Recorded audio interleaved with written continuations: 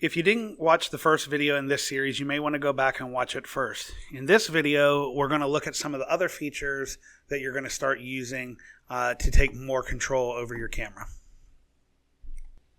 One of the advantages to a DSLR is the ability to swap lenses. So if you look at the front of the camera, on the left side of the camera is your lens release button. You hold that down, rotate your lens a quarter of a turn, and it'll pop off. To get it to go back together, you'll see there's a white dot on the ring. There's a white dot on your lens. You line the white dot up to the white dot and then turn. It'll only turn in one direction, and you're listening for the click. Once it's clicked in, then your lens is hooked back up to your camera. On the back of your camera, there's a button right beside the viewfinder. That's your live view, and that's right here. And if you press that, that will switch your camera into live view, and it's going to show you what the camera is looking at. So you may need to hold the camera above you in a crowd situation. If you go to that live view, then you can see what your camera is looking at without having to look through the viewfinder. So in the first video, you remember we reviewed the automatic settings. So the camera does everything for you there. But we're going to look at other settings that are on this dial, primarily the ones that are in the bracket here. So the first one we're going to look at is if you set the dial to AV, that is aperture priority.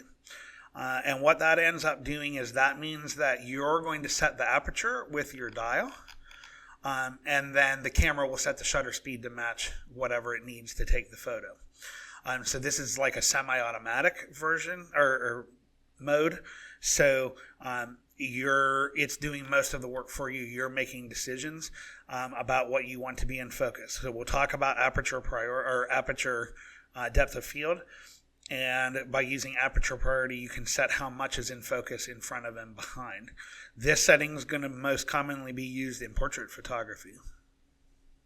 To set the aperture, you'll use this dial at your pointer finger to set the aperture. When you look through the viewfinder, if the light meter is blinking, it'll be the only thing that's blinking. It means that either you're overexposed or underexposed and the camera won't take the picture. When you set the mode dial to TV, that'll be your shutter priority. So that means that when you use your dial here, just like an aperture priority mode, it'll, instead of setting the aperture, it will set the shutter speed, and your camera will actually adjust the aperture to make the picture work. If you don't have enough light, it's going to end up not being able to take the picture until you adjust your shutter speed down to where the settings, the light meter can handle it. We use this priority for capturing motion. The faster your shutter speed is, it will freeze objects in motion.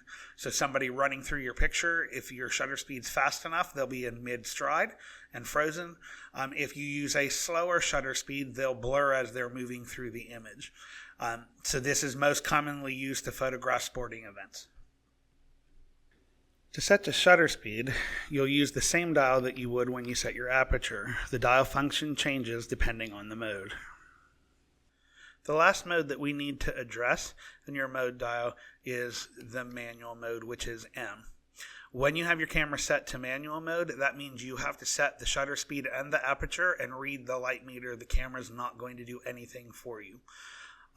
Your light meter will tell you when it's properly exposed. You will be adjusting your shutter speed and your aperture by hand. So to adjust your shutter speed, you simply use the dial, just like you've used in the other two of the aperture priority and shutter priority modes. This will adjust your shutter, but to adjust your aperture, you're going to end up having to use your thumb back here on this AV button. Push that button down, and then you can move the dial. So you're pushing with your thumb, moving the dial, and that will just adjust your aperture.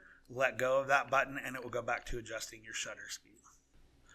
To manually turn the flash on, you hit this button at your pointer finger, and the flash will pop up. It's good to know that it's there, but you should not really ever use this flash for class. This video had a lot more technical information in it. Don't worry though, because we're going to be delving into using these modes as the class goes on with different shooting assignments. In the last video in this series, you're going to go through menu settings that will be helpful for you to take complete control of your camera.